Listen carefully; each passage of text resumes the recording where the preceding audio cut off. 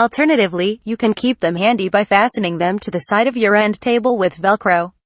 If you position the remote so it's pointing at the TV, you don't even have to move it to change channels or adjust the volume. Netflix and chill with your significant other doesn't have the same vibe when you're surrounded by kids' toys.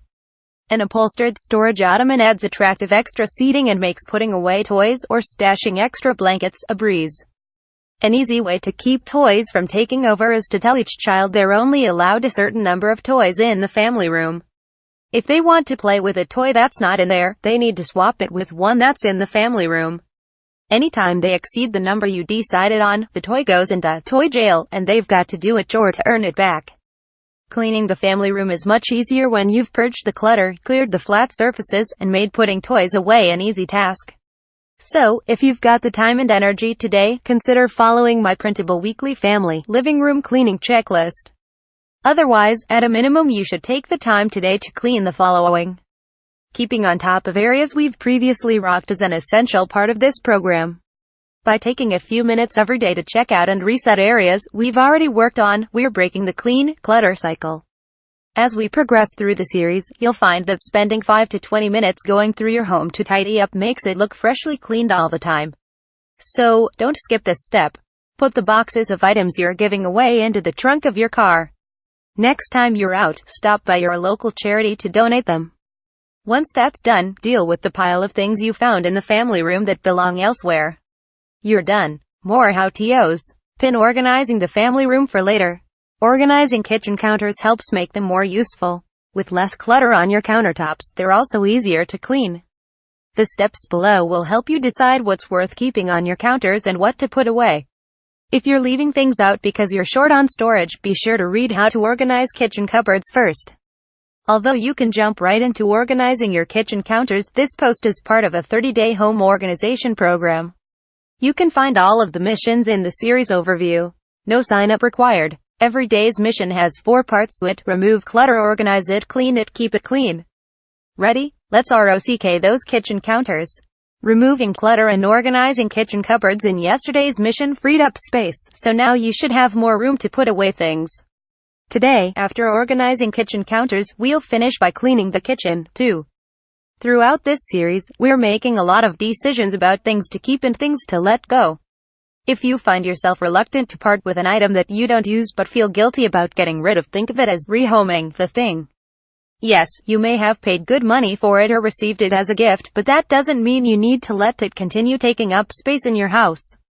Rehoming it by donating it to a thrift store or charity allows someone else to enjoy it, so it's not wasteful after all. Take a look now at what's still sitting on your kitchen counters. Collect the items that belong in another room and set them aside for now. Is everything remaining on your counter something you use at least once a week? Countertop space is a premium in most homes, so what you choose to keep on it should be things that you frequently need. If you were diligent when organizing kitchen cupboards yesterday, you should have ample space for the seldom used stuff still sitting on your counters. Still on the fence? Remember that anything sitting out will also need frequent cleaning. After all, kitchens are greasy, busy places, so the things on our counters collect a lot of grime. The less stuff you leave out, the fewer things you have to clean weekly. Organizing kitchen counters involves placing things where they're accessible when you need them without being in the way the rest of the time. Who likes having to move a bunch of stuff out of the way to make a pot of coffee in the morning?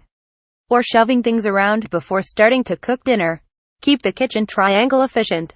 The triangle is the space between your sink, stove, and refrigerator. Countertops in this area get used a lot while cooking, putting food away, and doing dishes. Don't put purely decorative items in this area, and make sure everything on the triangle's counters relates to one of those tasks. Consider a coffee bar. If you have room in your kitchen, consider moving your coffee maker or electric kettle, mugs, filters, etc., off of the counters. This is especially helpful if you have several coffee or tea drinkers in your family, since they won't have to elbow each other aside to get to the pot. Using vertical space keeps stuff from spreading. Yesterday, I mentioned the use of magnetic strips to replace knife blocks and utensil holders. You can also maximize vertical storage with stacking baskets like those used in old-time general stores. They're great for stashing kitchen linens or produce so it doesn't spread all over your counter. Reclaim unused space, too. The area above your microwave becomes storage space with a raised shelf. Adding shelves above windows or doors creates new spots for seldom-used cookbooks or small appliances.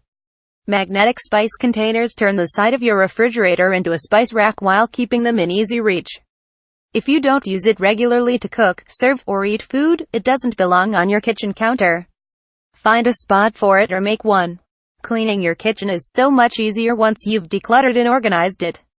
If you've got the time and energy, this is a great time to use my kitchen spring cleaning checklist to do a thorough, deep cleaning. At a minimum, do the following. Keeping on top of areas we've already ROC'd is an essential part of this series. When the decluttering and organizing mission is a tough one like today's, it's tempting to skip this step. Don't skip this step. The reason this step is so important is that it helps break the clean, cluttered cycle. You know the one. It happens when we spend hours or even days ruthlessly decluttering, organizing, and cleaning the house. Then, in what seems like the blink of an eye, it's back to being a mess. When you're done, check out our Do Home Better group on Facebook. It's a great place to get help tackling cleaning and organizing challenges. More how-tos. Pin organizing kitchen counters for later.